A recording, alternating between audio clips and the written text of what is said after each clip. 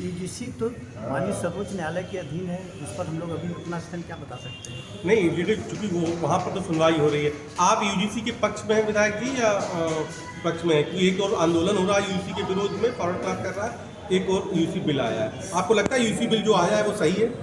किसी का कोई नुकसान उससे नहीं हो रहा है, पहली बात। दूसरी बात ये है कि सरकार ने बहुत सोच और विचार माननीय सर्वोच्च न्यायालय के निर्णय के अधीन ही इस प्रकार का जो पहले से माननीय सर्वोच्च न्यायालय की टिप्पणी थी उसी के आधार पर इस प्रकार का निर्णय लिया है। तो सरकार का निर्णय सर्वथा मानने योग्य है। तो मतलब यूजीसी गाइडलाइन के समर्थन में मैं क्या कह रहा हूँ, मैं कह रहा हूँ माननीय सर्वोच्च न्यायालय के आदेशों के अधीन यूजीसी ने निर्णय लिया है, और जब यूजीसी ने निर्णय लिया है और सर्वोच्च न्यायालय ने इसको फिर से रोक दिया है, तो सर्वोच्च न्यायालय के अधीन सब कुछ है और जैसा वो निर्णय करेगी वैसे ही वो 69,000 शिक्षक भर्ती वाले मामले में फिर अभ्यर्थी इस समय विरोध कर रहे हैं। लखनऊ में जबरदस्त विरोध चल रहा है। आप लोग क्यों रिजर्वेशन वाला जो मामला है उसको तूल दे रहे हैं? क्यों नहीं इस 69,000 वाले मामले में आप लोग हस्तक्षेप करके उसको क्लियर करा रहे हैं? देखिए, दोनों बातें आप कह रहे हैं।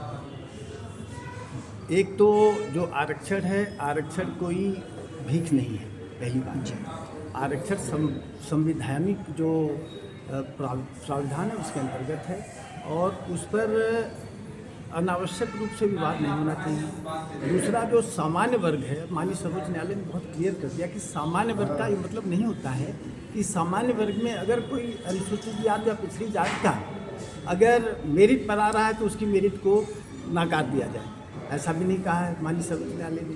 माननीय सर्वोच्च न्यायालय ने जो बातें कही है उसके अधीन अगर सरकार काम कर रही है तो उसमें किसी को इतराज नहीं होना चाहिए। आरक्षण की सुरक्षा के लिए आपकी सरकार वचनबद्ध है, प्रतिबद्ध है, आप मानते हैं? ये तो सवाल इसीलिए तो मैं ये कह रहा हूँ कि जो जहाँ पर कमियाँ थी उसको डॉक्टर सरकार जल्दी करवाना चाहिए। आपके सरकार के मुखिया पर एक शंकराचार्य ने आरोप लगाया है कि आप लोग बीफ एक्सपोर्ट में नंबर 1 हो गए। 40% बीफ यूपी अकेले एक्सपोर्ट कर रहा है। 11 मार्च तक का समय दिया शंकराचार्य ने, नहीं तो वो हिंदू समाज से बाहर कर देंगे मुख्यमंत्री को लेकर कहें, क्या कहेंगे? देखिए, जो शंकराचार्य हैं या धर्माचार्य हैं वो अपनी बात कहते हैं, उनको शासन और सत्ता से विशेष रुचि नहीं होनी चाहिए, लेकिन सत्ताधारी अगर वो बनना चाहते हैं तो उनकी अलग बात है, लेकिन उनको अपने धर्म के अलावा और बातें करने का अधिकार नहीं है। आपको लगता है कि वहाँ पर चूक हो गई, पहले ही माफ़ी मांग लेनी चाहिए थी प्रयागराज में प्रशासन को, तो बाद में माफ़ी किस बात की? जहाँ पर लाखों और करोड़ों लोग हैं वहाँ पहुँच रहे हैं और सब लोग वहाँ पर संगम के नोज पर पहुँचे हुए हैं और उसमें आप बग्गी लेके, हवाई जहाज़ लेके, मोटरसाइकिल लेके या कार लेके चले तो ये उचित तो है नहीं, लेकिन आप लोग जैसा उचित समझते हो। अभी मुक्तेश्वरानंद जी को आप शंकराचार्य मानते विधायक? मैं जानता नहीं हूँ मुक्तेश्वरानंद जी को, तो मैं क्या शंकराचार्य मानूं जी। अब ये बताइए, अलंकार अग्निहोत्री वाला मामला भी चल रहा है। आप पीसीएस अफसर थे, रिजाइन कर दिए हैं, अब वो कह रहे हैं कि खुलकर SC ST OBC रिजर्वेशन के मुखालफत करेंगे, विरोध करेंगे। 7 तारीख को दिल्ली जाएंगे, नहीं वापस? मानसिकता उनकी संकुचित है, विचारधाराएं संकुचित हैं, वो लार्जर इंटरेस्ट में बात नहीं सोच रहे हैं, दुर्भाग्य है। वो माता प्रसाद पांडे जी से मुलाकात हुई है, पांडे जी से मुलाकात भी की, सपा के जो नेता प्रतिपक्ष है विधानसभा। नेतागिरी के चक्कर में पड़े होंगे।